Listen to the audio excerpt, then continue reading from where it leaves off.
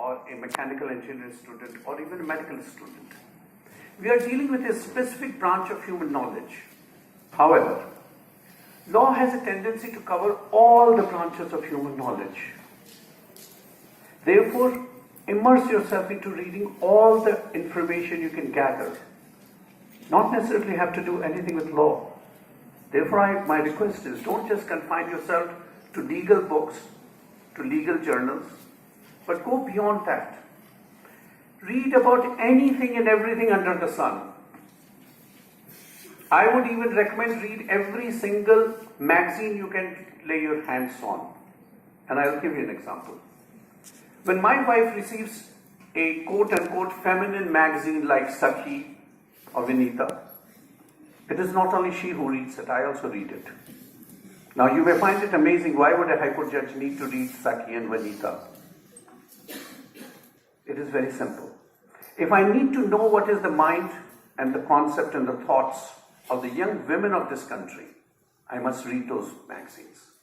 When I wanted to know how the Muslim women thought about triple talaq, I had to read those magazines. When I want to know what is women's point of view towards surrogacy, I have to read those magazines. Therefore, do not stop yourself and do not limit yourself only to legal books. You never know what knowledge you have read somewhere may come in handy when you're standing there to argue. Also, even if you find a subject absolutely boring and the teacher absolutely obnoxious and a hard taskmaster, be grateful to him. Because he is a hard taskmaster, he will make sure that you're a disciplined lot. Whatever you study from his class, it will stand you in good stead when you enter the legal world.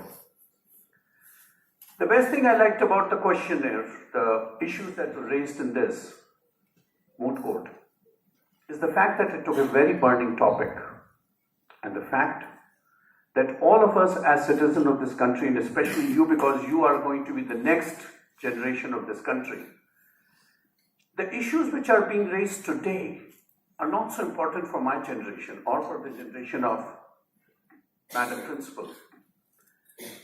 We are coming to the fag end of our lives, surely but certainly. The fact is, it is your generation that has to grapple with these issues. Issues of civil liberties, the constitutional issues, issues of where exactly do you want your country, which direction do you want this country to go into? For example, what happens to the civil rights of the people? Are we going to now just start talking about who is to eat what, how they are to dress, what they are to speak, whether they should be permitted to post something on Facebook or not, whether the religious freedom should be there or not, whether we should be forced to sing Vande Mataram or not, whether the students should be allowed to question the premises of not only what they learn and what they're taught in the class, but most importantly, how many of us would be given the freedom to question the government policy? And why we should not be given the freedom to question the government policy? If I make a cartoon of the Prime Minister, why should I be arrested? Why should I be booked for sedition? Now these issues are the issues for your generation. And luckily, you have a very fine mind to deal with these issues for the simple reason you all are being educated, trained as lawyers. And the first duty of a lawyer is to ask questions. The second and foremost duty of any person belonging to the legal fraternity is to defend the rights of the people and the rule of law. I'm sure all of you will do exceedingly well in your academics. I'm equally sure that all of you will do very well in your life, provided you only believe in two things. First of all, have confidence as a citizen of the largest democracy in the world, and also as a citizen and subject and a living example of the oldest civilization of this world. Number two, have the confidence that there is a divine light which is within all of you. All of you are born leaders of your family, of your neighbor, of your city, of your state.